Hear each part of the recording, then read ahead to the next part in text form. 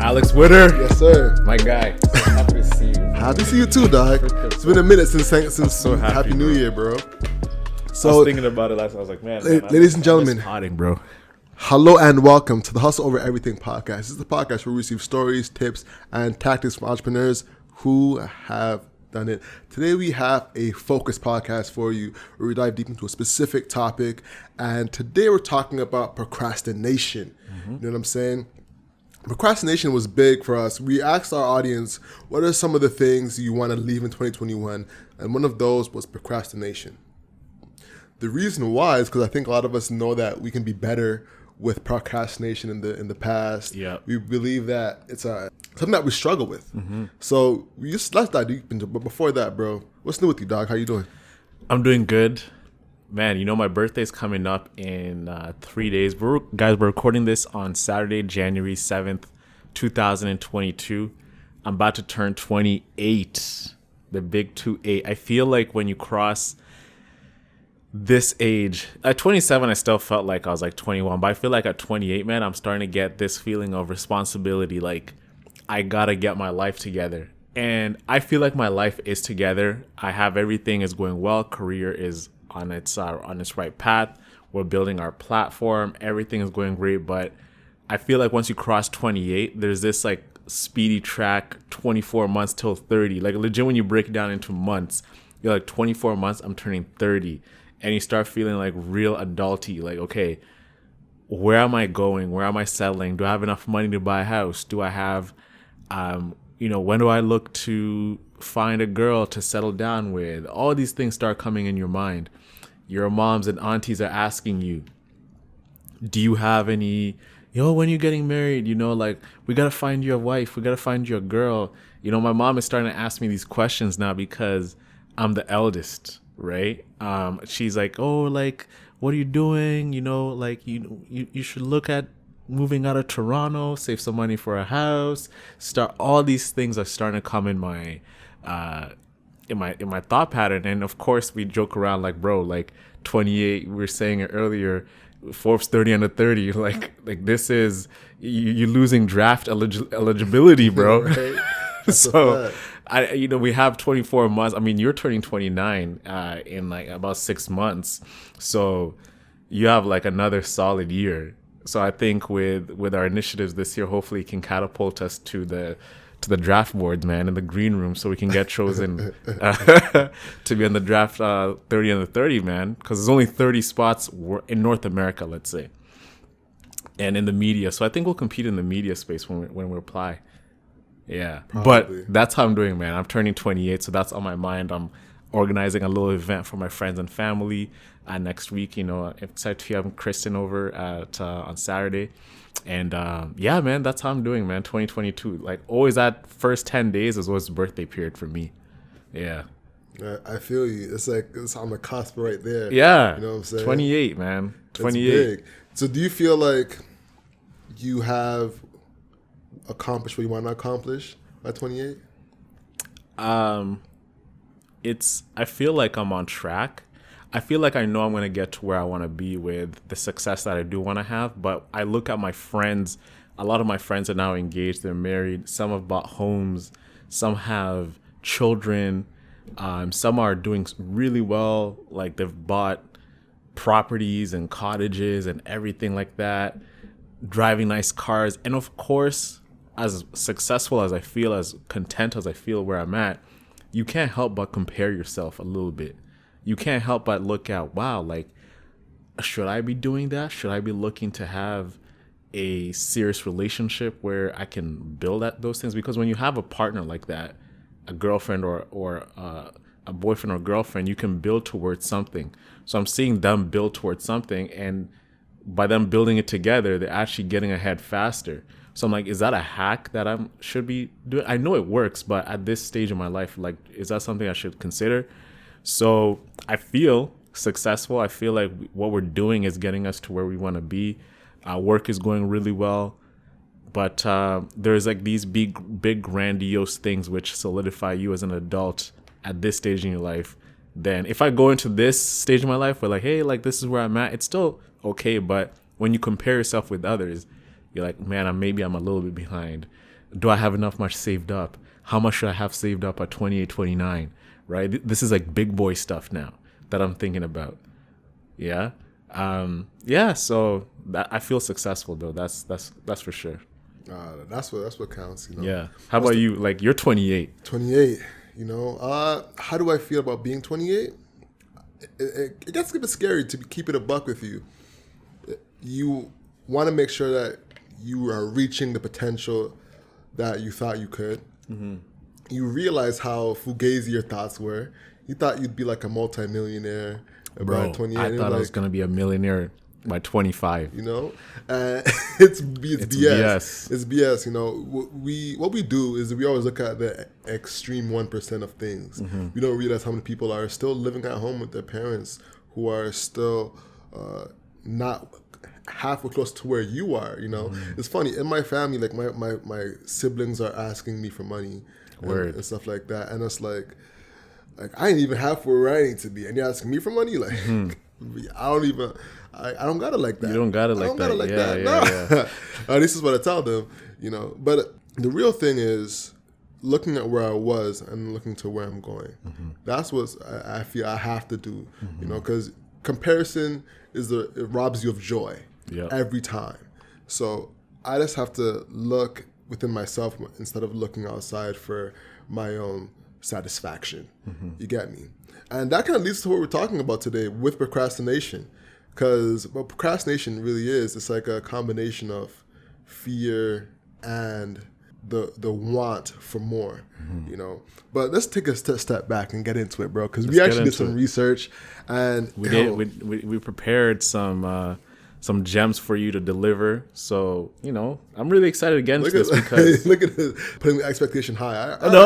Hey guys, look, we're gonna do what we're gonna do here. And, you know, you'll be the judge of the information, but it's factual information. So whatever you do with it, that's what you decide to do with the information. We're just here to deliver the information. Most definitely. So the reason why we want to dive in is because it's a problem that we all have. Mm-hmm. First things first, we are not claiming to be professionals. Experts claiming that we don't procrastinate. No, this is something we all do. This is something that is a problem for a lot of us. Mm-hmm. You know, even Leonardo da Vinci procrastinated. It took him 16 years to do the Mona Lisa. 16 years. 16. 1-6. 1-6, bro. You know, wow. This is a fact. You can look this up.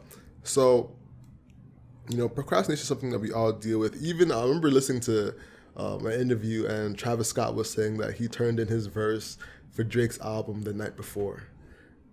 You know, this happens. Like, people work on projects a day of. Like, I even heard one thing that like Kanye was working on his album cover on the way to the performance for the album in Kim's car. Like, this is something that happens throughout, you know, everyone. No matter how successful you are, no matter what stage you are at, everyone procrastinates. Yeah. You know, so the thing is how can we identify it? What are the mindsets behind it?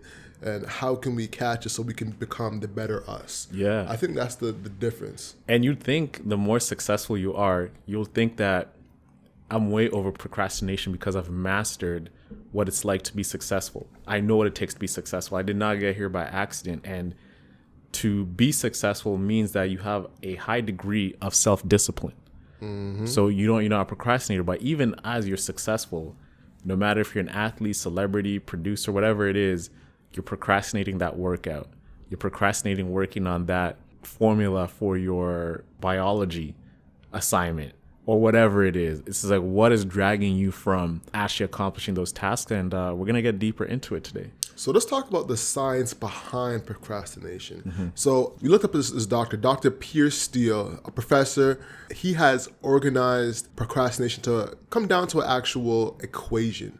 And the equation of that is basically speaking to where the higher the motivation and utility for that task, the less likely you are to procrastinate. So essentially, it's saying the more weight you put on that task, the less likely you are to procrastinate. And this actually got a lot of... Man, I'm just thinking about all those times where, you know, so I'm really fascinated by this, right? The higher the motivation and utility for the task, the less likely you are to procrastinate. You know, this is me making TikToks and reels. The higher the motivation utility for the task, like you really, like, guys, to make content, that stuff that you see on TikTok, reels, everything, those people making those 30-second clips, there's a lot of detail and attention that goes into that. And the more that you actually know what that's going to take and the utility you need to make it, the more like you find yourself, you know what, let me actually just go clean the dishes real quick. You know what, the carpet is looking pretty, there's like, I think I see some crumbs in there. Let me go grab the vacuum. Hey, these bed sheets are pretty dirty. Let me put them in the wash. That's how like you start compensating for the actual utility of actually doing something productive by like the lowest apple in the tree, so I can like feel as if I'm doing something before even attacking the task. Most definitely. And that's what it is. It's a dopamine hit, you know, because there's instant gratification that comes from doing that. Whereas, you know, that there's a delayed gratification that comes from actually taking the time to do that work. You know, as well, there's a letdown when you put all that work into that TikTok, into that, you get 100 views, work. Man. Exactly. With any task, there is a real letdown. Yeah. When you put your whole self into that work and you turn it in and it gets a horrible response. You feel like, damn, I put all this into it. Like my self-worth is actually trying to equate to that now. Have you ever felt that? Like, what's an Hell example? yeah, like, most definitely. What's one thing that sticks out to you right now? A project, turning in stuff to clients. You know, before you give something to a client and like, how is this? Do I like it? Do I not? You know, and then you give something like, oh, I have some feedback. Oh, I didn't like this as much. And you're like, damn, didn't even like it. You know, and one thing that we do as well is we'll procrastinate to create a framework for us to turn in bad work, because then we can say it's not our best work. You know, I'll never forget, I was in college and we were working in Photoshop for a project, and I procrastinated on it and like did like a B's work, and I got a B, and I was like, oh, it's okay, and I could do better than this. And that girl Ivy, shout out to Ivy wherever you are, she's like, how come you didn't put your whole work into it then? And I was like, I don't know. And it stuck me like, how come I don't know that? How come I don't know why I didn't put my whole work into it? And then after doing research for procrastination, I realized is that I didn't want to put my whole work into it because I was afraid of what happens when I put my whole ass into something and then they reject it. Because I was equating the result to how I am as a person. And you know what I'm saying? And that's where a lot of us fall into it. So you're saying that when we're procrastinating, this is interesting because what you're saying is if we don't put all our energy and effort into something, if it comes up short, you can at least fall back and say, well, I didn't really give my best. Hey, I kind of like whatever. So you kind of retain some of that, what would you call it, pride? Or exactly, retain the pride because like I didn't do the whole of it, so it's not me. And there's a specific thinking of that. So actually, we actually have it here. It's called downward counterfactual thinking. Downward counterfactual thinking. This focuses on how the situation could have been worse. In this scenario, a person can make themselves feel better about the outcome because they realize in that situation it's not the worst it could be. You know what I'm saying?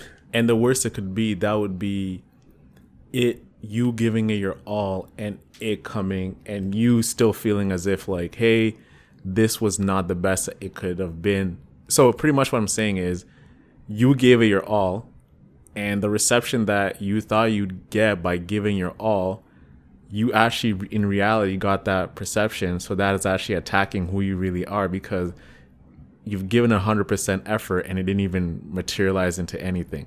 So now by backing it up, I gave 50% anyway. So if it does come back in a negative response, at the end of the day, it was 50% work. Exactly. Gotcha. Exactly. Yeah. Damn, that's how we think, man. That's how we think. And one thing we do, we're looking up research on it, and a professor gave an example of before you were in class, before a test, and you're outside, mingling among people. Fin 401, Fin 300, stats.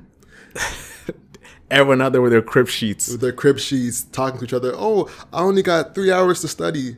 Oh, I only got 2 hours to study. And then there's those other characters who would be like, oh man, I didn't even study that much. And then after they come back, hey bro, what'd you get on your exam? Just like, man, I got like 85. I'm like, what do you mean you got 85? Yeah. I thought you didn't study. He's like, well, yeah, like I guess I just looked up my notes. I hated that term when people came back. Like, I looked at my notes. Like, what the hell do you mean you looked at your notes? You mean you studied your ass off? Yeah, you mean you studied. And why were people ashamed of seeming as if they studied? Yeah. Like, you ever notice that? Like, people are sure. always afraid I put in work to get that grade. It's as if, like, if I put in my effort, I don't want to show it. I tried so hard to get this grade. Yeah. So you kind of want to look as if like I did it effortlessly. I walked in there and I just got the grade and that's it. Most definitely. It's like a bit of like a self-loathing thing that happens a lot of time in our society and our culture. And I'm like, where does that come from? You know, another thing too is that what it does, it validates where you are. Mm-hmm. So it becomes a cycle. So if you say, hey, I put 50% effort in and got 80%, or let's say 50%, no, I stick with 80. Put 50% effort in and got 80. Oh, well, at least I did pretty good, you know, and I don't have to work on anything, right? Whereas if you get 65, you can still say, oh, I put 50% effort in, I only got 65, it's not that bad. So it allows you to validate whatever you get. So, you know, it's kind of protecting yourself and soothing yourself for immediate gratification. Because if you were to not do that, then you have to do the work and be like, damn, I didn't do enough. I need to go back and go do more.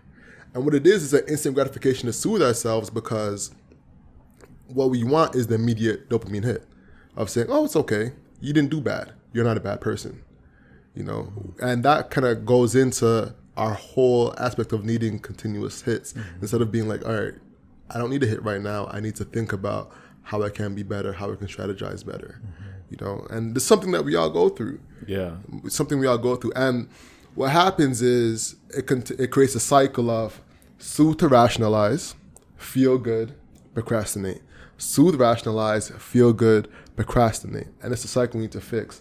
What is that 4 things that they were saying up top, like when you're going to the whole process of procrastination, right? So procrastination in the form of an equation where, as I was saying earlier, the higher the motivation and utility for the task, the less likely you are to procrastinate. So this is measured by expectancy.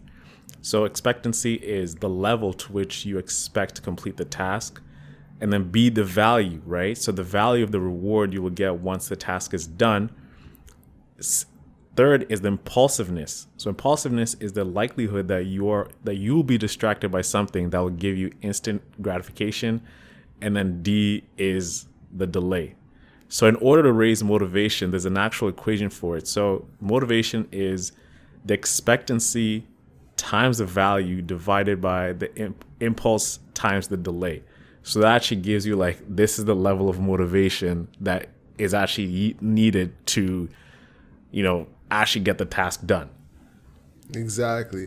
And you divide it by the impulsive X delay. And the impulsiveness in this case is the likelihood for you to be distracted, like you said, right? Mm-hmm. So that includes anything that gives you a quick hit or a control hit. It includes your cell phone, whether it be text, social media. Like refreshing Twitter. Looking to see if there's a new YouTube video on your homepage that you can check out, like maybe ESPN, mm-hmm. Skip and Shannon have dropped a whole new video, or Stephen A, Abba and Preach. Mm-hmm. Man, yeah.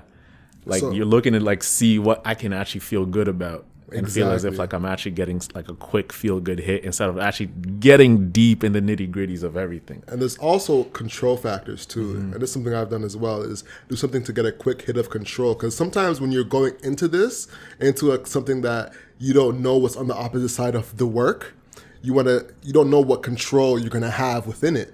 So you take a second to get control of that time. So you might go eat, you might go clean, you might go talk to somebody that you can affect, just to get a quick sense of control, because you feel like in the moment of doing the work, I am not in control wholeheartedly.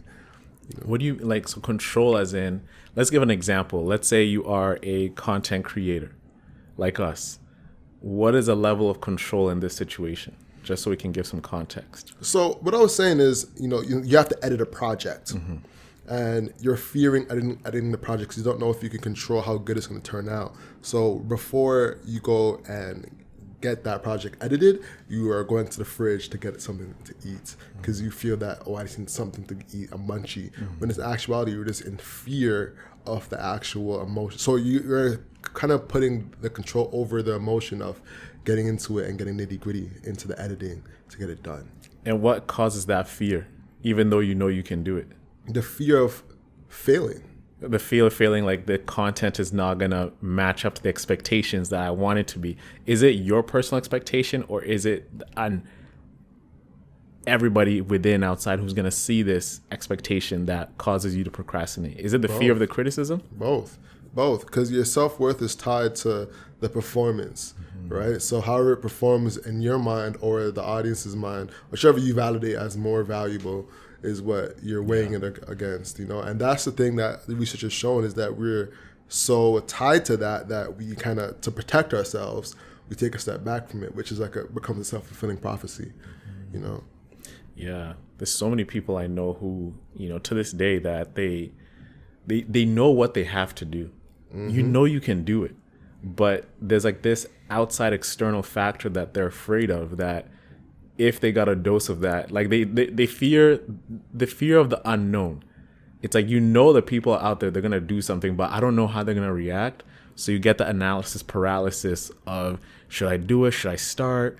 Maybe I should just like do this a little bit. Maybe I don't have to do that much. Maybe I can just do what I know is going to make me feel like as if I am successful with it. And that's a scary part, because you're robbing yourself of excellence. You're robbing yourself of actually giving your God-given ability to perhaps compose a piece of content or music, or if you're producer, study, like you're gonna get a 90. You know what you got to do to get a 90. Like all of us, I was a decent student in university when I realized how to study in my third and fourth year, and I realized like I can get the best grades I want. It's the level of effort I decide to input into the studying that are going to yield those grades. And I personally did a cost benefit analysis. I was like, okay, you know what? I have these projects I'm doing, which was Sneaker Deck at the time. I decided the best thing for me is if I get an 85, I'll be okay with that grade. I knew what it took to get a 90, but I knew that if I work this much, I looked out like my motivation is 85. Like, so like that lowered my expectations. I don't really need to go that hard to get a 90, because I know I don't have the time to put in the work to get a 90. So I stopped procrastinating because I lowered my expectations, because I knew that I'm dividing my time across a lot of different things. My expectation was, if I put in these much hours and I get this result, I'll be okay with it. And that expectation level was set. What we do in school is we procrastinate because we know we have to perform at the absolute best, because we don't know how things are going to react at the end of the day. Like, I can study as hard as I can, and I know if I studied hard to get a 90 and I come up and I get a 70, now you're crushed, right? So now like you're going into it thinking, man, like if I study this hard, I might not get it. That's why you lower your expectations. Man, I'll be okay with a 50. I'll be okay if I just pass the course, right? It's just that you've tried it. It's like even with love, man. It's just like, I don't want to try dating anymore because I might get crushed again. Oh, I don't want to approach that chick or that guy because I might get rejected again. So you're procrastinating on taking action all the time because of the fear of the unknown of the result that you're going to get. But you know you have to make that approach. You know you have to put in the study hours. You know you got to go build whatever it is that you want to build. So I think we got to recalibrate the way we see the results and the action that we put in to get that result that we want, that we'll be okay with, and not leaving it up to chance and letting it be like what it is. Yeah. You get me? Yeah, it's a part of trusting the process, which is one of those cliche Trust phrases. the process. You know what I'm saying? Trusting the process. But it's the truth. It's the truth. And this is the time where you have to actually create small wins, creating small subtasks that help you get that project done, that studying done. I think that's some of the things that really help, is creating small wins, or even organizing the ways to get to those small wins. I found it's starting to help me, like even with organizing myself, like creating a calendar time to schedule my calendar. What? Yeah. Scheduling a calendar time to work on your calendar. Yeah. That's refreshing, man. That's new. I had to do that. That's a hack. I had to do it because that helped me a lot because I was all over the place. I was missing meetings. I'm like, all right, this is getting out of hand. So when do you do this calendar stuff now? I sat down, I think it was a Sunday, and I scheduled my whole week out. And on Mondays is going to be my scheduling day for my calendar where I go through the whole week. Yeah, exactly, and go through it. And some Mondays are for editing now and creating content. And then I'll do the rest of like other stuff throughout the week. Like I have like a more of a flow now to be a little bit more productive. So that's really helped, and hopefully that helps someone in the audience. So yeah, I think I'm gonna steal that from you, man. I work on my calendar sporadically, but I think I need to schedule a time to work on my calendar and to work on everything that I do. So my flow is gonna be use TickTick, which is a platform that we mentioned last year. TickTick, you can look at your tasks, you can actually schedule those tasks on your calendar, and then there's something called the Pomodoro Method, which has a timer in there, which is doing tasks in 25-minute slots, and then you take a 5-minute break, and then you set up the next Pomodoro. So a Pomodoro actually helps you establish your focus, and it zones you in for a short period of time where you have no distractions towards what it is that you're engaging on, and then you reward yourself at the end with a 5-minute break. Then you can surf the web, you can check social media, you can check who liked your photo or who commented on it. If someone retweeted you, you can surf LinkedIn. And then after that, and it's actually a timer. So when 5 minutes are up, you start the next task. So that's a great platform everyone can check out to really help you organize your tasks and find ways to reward yourself within those tasks once you complete them. most definitely. Shout out to TickTick. Yo, TickTick, if y'all watching this, give us an affiliate link or something. Let's talk. Let's just do a sponsorship. Let's talk. Sponsorship. This is what we talk about, productivity. Most definitely. So from doing research, what stood out to you when it comes to procrastination that you didn't know before that you'd like to share with the audience? What really stood out to me is the fact that the biggest procrastinators are not the people who are quote unquote like failures. The people who you think, oh yeah, that person doesn't study, they get bad grades. It's actually the overachievers who procrastinate the most from doing the research that we were doing to talk about the pod today. So that's what really stood out the most for me. It's people who are actually excellent at what they do. They find ways to circumvent their time, their energies and efforts towards a task that they got to complete more than the people who you think are the biggest procrastinators. And that's what I was mentioning earlier is the top tier athletes, the high successful entertainers and celebrities. You think these people are super disciplined at their craft because that's what they got there, but they actually take a lot more time to procrastinate to get the things that they do want to get done more than the people who are let's say average people who are looking to get their life together and then they procrastinate. So that was an interesting find to me. What about you? For me, one thing that stood out to me was access. Access? Yeah, I looked at Ali Abdal's Productivity King. Shout out to Ali Abdal. What's that thing we talk about with the 4-hour work week, Tim Ferriss? Yeah, like finding little edges to. I realize if I have a harder couch, I will not be sitting more. So that allows me to put in more work into my business. Yeah, finding ways of discomfort. I increased my standing time by 45% with a hard couch. I lower the temperature of my house so I can be more alert and I can be more focused so I can read better. Yeah, so my house temperature is negative 45 degrees. But crazy things, man. Shout out to Ali Abdal, man. He's the king of finding hacks and new ways. And even that's where my boy Martin, he found out a lot about the app Notion of organizing your thoughts. It's like a mega brain or something like that.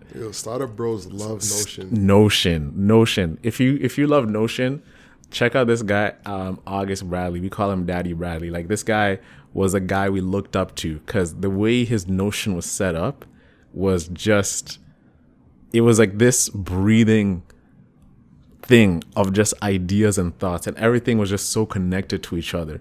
So you're just like deep diving into this guy's thoughts, his life, his sleep, his eating, his running, And then within his running, there's like a tag to go to read a book about running. And in the book about running, it talks about heart rate. He connects it to some research he did about heart rate. So it's like a mega Wikipedia of someone's life. You know when you're on Wikipedia and then you start like linking on like one link and then one link and then that one link and you're like, hey, you go in this rabbit hole of like ideas and exploration. So that's what Notion does, man. All right, I gotta take a quick second. Tell me about these socks that you're wearing right now, bro. These socks look hella cozy. These are a gift I got. These socks, they're very fluffy. Very fluffy. Very fluffy. So I tend to have a lot of cold feet, not because I'm nervous or anything like that, but just naturally. I don't know if it's like it's a health thing or something like that, but I have a foot heater underneath my desk to keep my feet toasty and warm. Get out of here. Yeah, so when I'm actually toastier and warm, Alex, I actually am more productive. So I have an optimal heat of medium between more. And that optimal heat gives me the nice amount of like comfort so I can actually lock in and make TikToks and reels for Hustle Over Everything. Gosh, just shout out to the space heater. Space heater. So the socks actually add a different layer of heat into it, where it combines a blend where my toes don't curl as much, so I can actually have an extra optimal level of focus. Yeah. So cozy socks are a big hack towards your productivity and procrastination. You know, fascination that I found, bro. What do you think about that? Productivity hack. Wear cozy socks. Honestly, no. I think it's actually really good because what it is a. Are you cracking your knuckles on the bike, bro? Don't get me cheesed right now. All right. I'm cracking my knuckles, guys. No, please do not. We're editing that all the way out. All right. Take it out. So what I was getting to with Ali Abdaal was that he had made easy access to specific things to help him have quicker productivity. Mm-hmm. So for instance, he had set up his whole office to be a YouTube studio. So all you had to do is make a few clicks and he was live. And that's one thing we did as well. You know, we created our own podcast studio through having the right camera set up. So it took us maybe 5 minutes. We'd roll out of bed and then we'd start recording. Right to the podcast. Exactly. You know what I'm saying? And that is a huge thing to increase productivity because it was super easy for us to create a pod.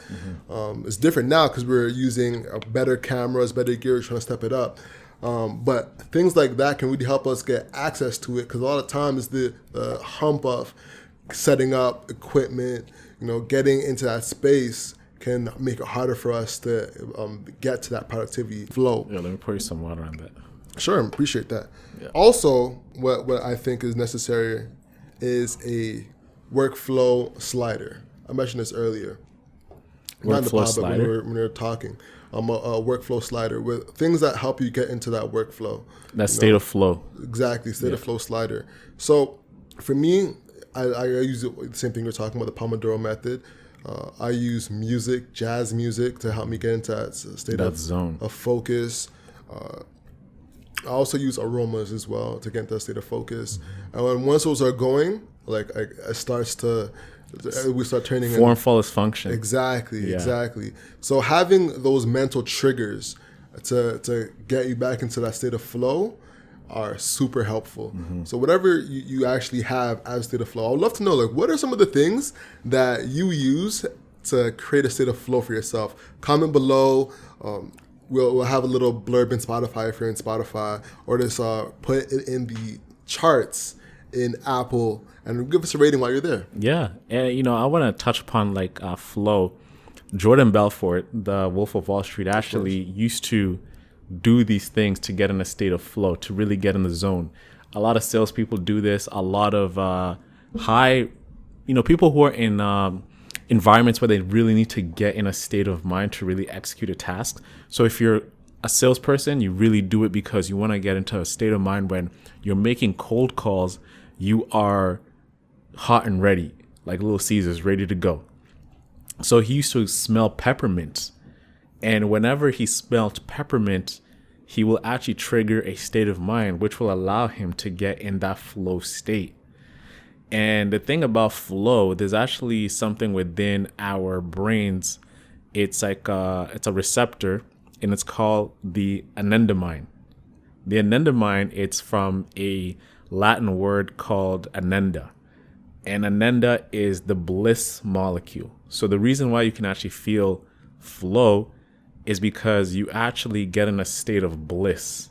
So when you're doing things that you are focused on, naturally, it doesn't matter what it is. You could be digging your backyard to plant some trees, but that state of motion and grooviness that you get in, you are feeling a state of bliss, which allows you to really lock in and to really start going. So whenever you're not in a bliss state, it's really hard to get going because your mind is not really as engaged as if like that receptor in your brain. It's actually, it all comes down to your biology, the way you're wired up to really stay focused. I find out as well too, whenever I'm in a different state of mind, I can edit as many videos as I can within a short amount of time. And I realize because I'm in a high state of bliss and I'm getting in that flow state.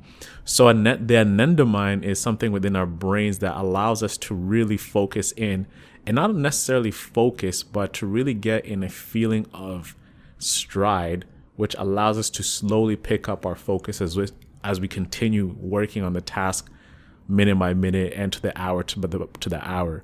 So that is a great way to really look at it. Is what are some triggers that you can have? Is it smelling peppermint? Is it listening to jazz music, which is what I like to do? Is it putting on a specific candle? I love candles. It gets me into that flow state. I'm ready to rock and roll. So ananda is that place within your brain which unleashes that feeling of flow state. That's why whenever you're making calls as a salesperson, you know when you pick up that phone, that person within who picks up that phone call is going to give you the best welcoming because you're so in the zone. They can feel it. They can actually feel like your magnetism from the phone. They can actually feel you smiling. Crazy. Whenever you talk on the phone with someone, you can actually sense the mood they're in. If you can tell if they're smiled or if they're cheesed. Energy transfers, man. It's so huge. You know, it's funny. I was reading up on Miss Excel. Have you heard of Miss Excel? No. Miss Excel is a huge TikToker right now. Mm-hmm. And what she's doing is teaching people Excel, one of the most boring things on planet Earth. So boring.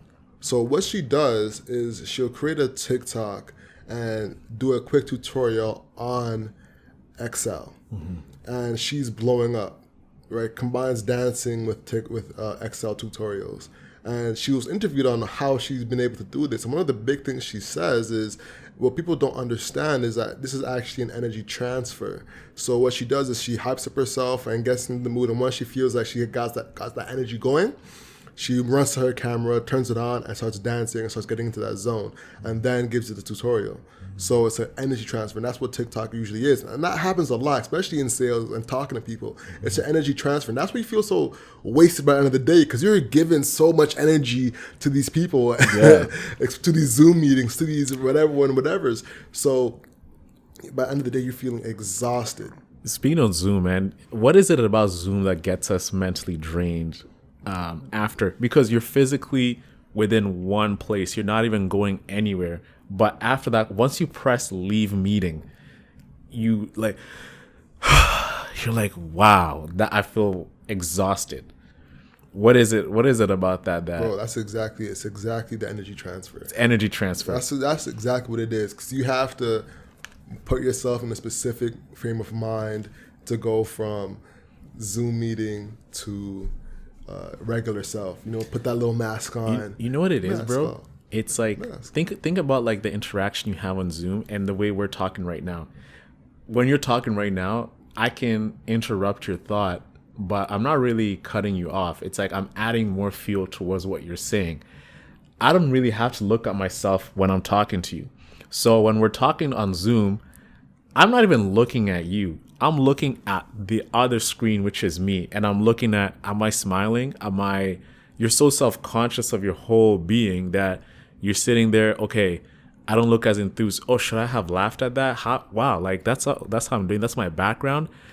Oh, he's talking. I can't really, and then you try and talk, like, oh, okay, you go, right? It loses that actual effect because you're overthinking the whole process of this whole interaction.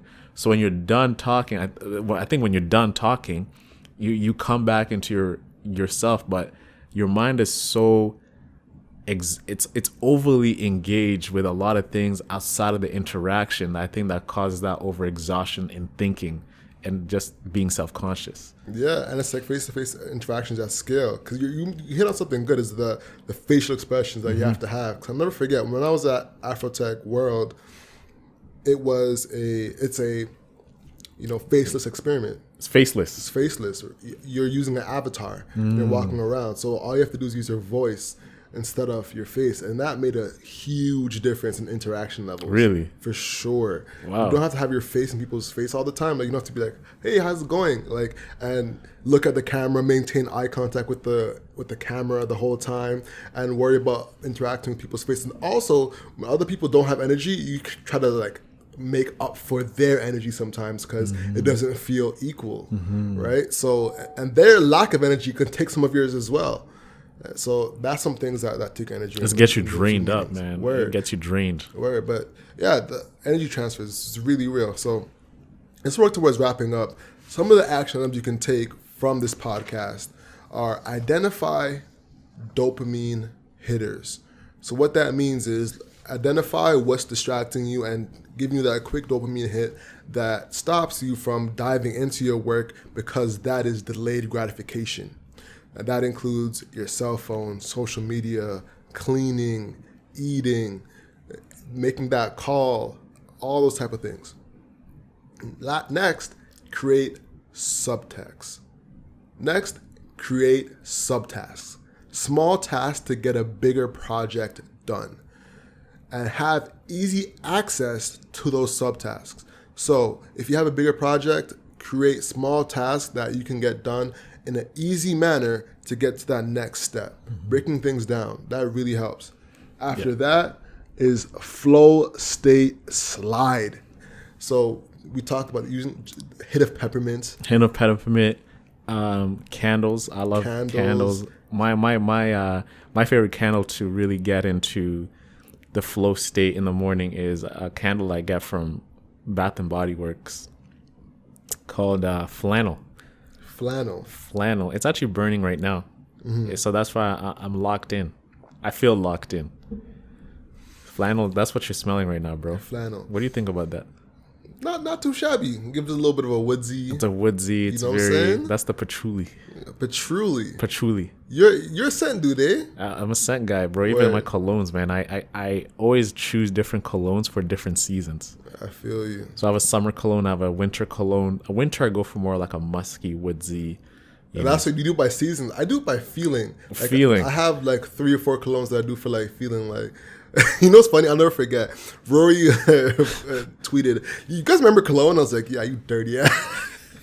You ain't wearing cologne, bro." Yeah. I still wear cologne inside, like. And actually, thank you for that, bro. Because now these days, whenever even I'm here at the crib by myself, I put on cologne. Word. And I feel so good. Right? I feel so fresh. You feel me? Like, you gotta put on cologne. It's still like put yourself in that state of man. I'm still being self-care, man. Self-care. Like, why do I put on cologne for other people?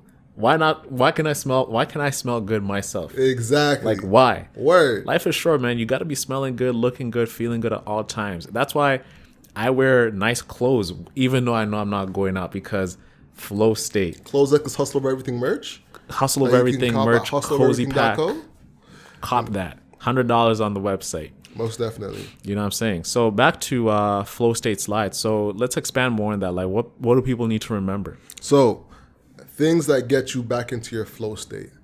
Pomodoro techniques, music, triggers, like we said, scent, noise, having your feet warm, the right socks, the right gear. The right temperature. Having triggers can really help you get into that flow state where you're ready to work and ready to get those tasks done.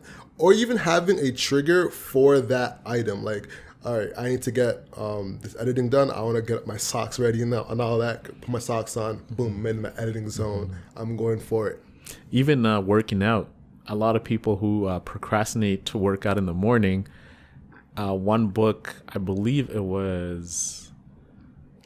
it might have been Tim Ferriss's 4-Hour Work Week, when he was looking at, hey, here's some things you can do to shortcut like your way to like get ready and getting everything. It's like, take out your gym stuff in the morning, lay it out. Some people even sleep in their gym clothes, so when they actually wake up in the morning, they're wearing their, let's say if it's yoga pants, or like they're wearing like a workout bra or a workout vest, and you just like start running, so you don't have to change and grog out. Your shoes are right there, your socks are laid out. Boom. Access. Having easy access to the items you need to get that job done. Next is adjusting your mentality. Remembering that your performance is not tied to your self-worth. Your performance is not tied to your self-worth. So you can put your whole ass into it, and if you fail, you are no less of a person. Man, it's a struggle to do that. What is like your self-worth? And yeah, to put it into your activities. Especially when it comes to stuff like studying, school, getting a workout done.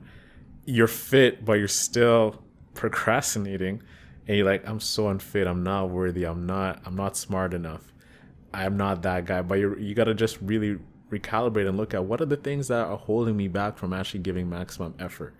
And this is a great it's something that you've coined yourself. Your business is not your self-worth, but here now we're saying your performance is not tied to your self-worth. Exactly. You're not a bad person. You've done it before. That's why you're successful. Yeah. If you've been procrastinating for 2 weeks, why is that? You're not a bad person. Just you're not now lower worth because you've been not doing something for 2 weeks. Just go back to the drawing board. Yeah, and one thing our research was showing, actually we can touch on real quick, is sometimes it helps to forgive yourself. Studies show that people who forgive yourself for procrastinating will do a better job at not procrastinating in the future. So what does forgiving yourself look like? Literally just like allowing yourself to not feel 10 times guilty for procrastinating. Letting that go, that all right, I procrastinated, I realize that I do that, and now I can stop doing that because I've forgiven myself for doing that. What people tend to do is do the opposite, where they rationalize the procrastination and not realize that you did something wrong. It's like a mindset shift of, all right, that was wrong, and I forgive myself for doing that, and then now I want to change, versus, oh yeah, I did that because of this, so it's okay. That's the kind of the difference, and that's something I got to do myself. Man, if you don't forgive yourself, you find yourself, it's like a domino effect.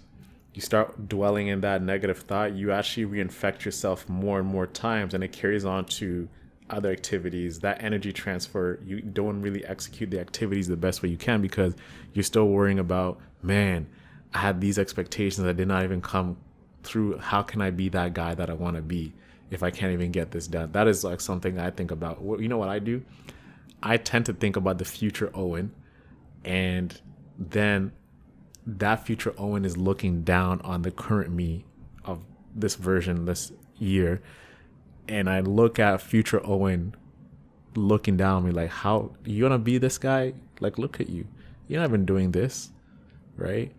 And I start judging myself, and it takes some time for myself to forgive myself. Like, hey, it's okay. But I'm comparing myself to that future me that is this guy that I want to be. And if I'm not matching up to it, the behaviors are not matching up to it, I find so hard to let go of that. That's why I don't get it done, I'm now cheesed. But that's what I'm learning, man. It's just like, just drop it and let it go. There's another day. There's tomorrow. I did not get that task done. There's another day ahead, man. Like, the hustle over everything mentality is great, but sometimes you just gotta remember it's okay. There's another day to hustle. You can have a bad game. I can have a bad game. I can shoot. I can have a horrible shooting splits tonight. I can have a Tony Snell stat line. You know what that is? Zeros all the way. Zeros all the ways, man. No rebounds, no assists, no points. No even. It's like 0 for 10. That's hilarious, man. Like, imagine your name just being like put next to zero. Zeros. Sorry. Zero. Sorry to that man. Yeah, like it's like Sam Mitchell, like when he was coaching the Raptors. It's like, there's some guys on the team who went there and gave us 0, 0, 0, 0, 0 ever on the stat sheet, and it's become a meme now. You're just out there running around, not contributing to anything to the team, bro. Yes, well, hopefully that helps you. We want to get your feedback. What do you think of this podcast? Did this help you? Did this shed some insight into procrastination? And did this help you shape some thoughts of how you can drop procrastination for 2022? If you did, make sure you rate the podcast. Make sure you share this on social media. And with that being said, ladies and gentlemen, I'm Alex. And I'm Owen. And hustle is what you can't control. So control your grind and control your life. See you next week. Wow.